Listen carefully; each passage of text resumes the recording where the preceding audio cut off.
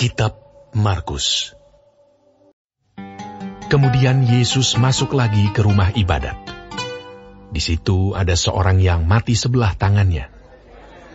Mereka mengamat-amati Yesus kalau-kalau ia menyembuhkan orang itu pada hari Sabat, supaya mereka dapat mempersalahkan dia. Kata Yesus kepada orang yang mati sebelah tangannya itu, "Mari, berdirilah di tengah." Kemudian katanya kepada mereka, "Manakah yang diperbolehkan pada hari Sabat? Berbuat baik atau berbuat jahat? Menyelamatkan nyawa orang atau membunuh orang?" Tetapi mereka itu diam saja. Ia berduka cita karena kedegilan mereka, dan dengan marah ia memandang sekelilingnya kepada mereka. Lalu ia berkata kepada orang itu, "Ulurkanlah tanganmu." Dan ia mengulurkannya, maka sembuhlah tangannya itu. Lalu keluarlah orang-orang Farisi dan segera bersekongkol dengan orang-orang Herodian untuk membunuh dia.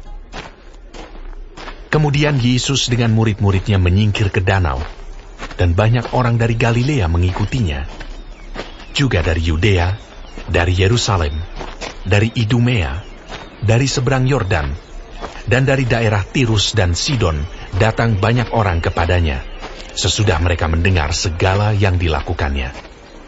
Ia menyuruh murid-muridnya menyediakan sebuah perahu baginya karena orang banyak itu, supaya mereka jangan sampai menghimpitnya. Sebab ia menyembuhkan banyak orang, sehingga semua penderita penyakit berdesak-desakan kepadanya, hendak menjamahnya.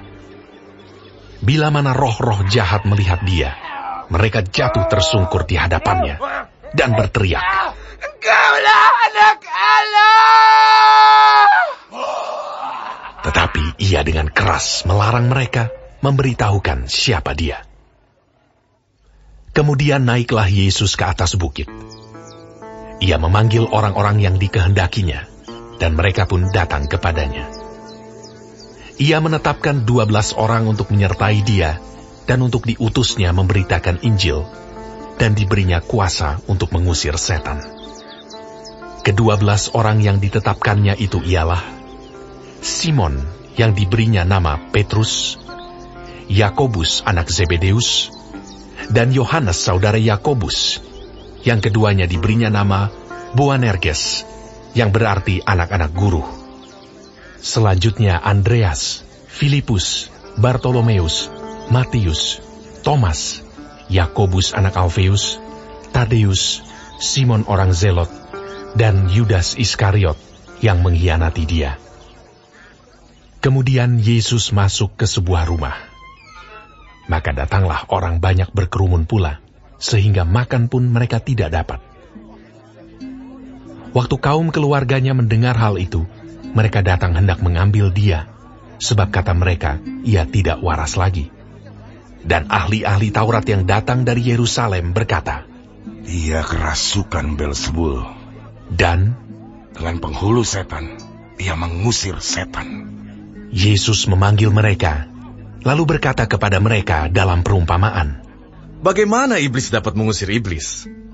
Kalau suatu kerajaan terpecah-pecah, kerajaan itu tidak dapat bertahan. Dan jika suatu rumah tangga terpecah-pecah, rumah tangga itu tidak dapat bertahan. Demikianlah juga kalau iblis berontak melawan dirinya sendiri, dan kalau ia terbagi-bagi, ia tidak dapat bertahan, melainkan sudahlah tiba kesudahannya.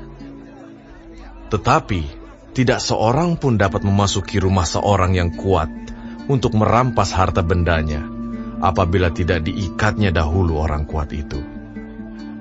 Sesudah itu, barulah dapat ia merampok rumah itu.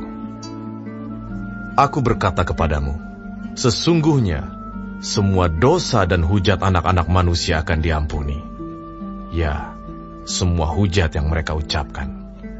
Tetapi apabila seorang menghujat Roh Kudus, ia tidak mendapat ampun selama-lamanya, melainkan bersalah karena berbuat dosa kekal.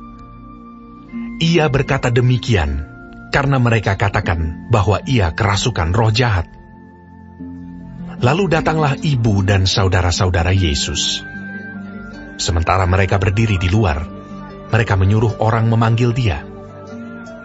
Ada orang banyak duduk mengelilingi dia. Mereka berkata kepadanya, "Lihat, ibu dan saudara-saudaramu ada di luar dan berusaha menemui engkau." Jawab Yesus kepada mereka, "Siapa ibuku dan siapa saudara-saudaraku?" Ia melihat kepada orang-orang yang duduk di sekelilingnya itu dan berkata, "Ini ibuku dan saudara-saudaraku. Barang siapa melakukan kehendak Allah, dialah saudaraku laki-laki, dialah saudaraku perempuan, dialah ibuku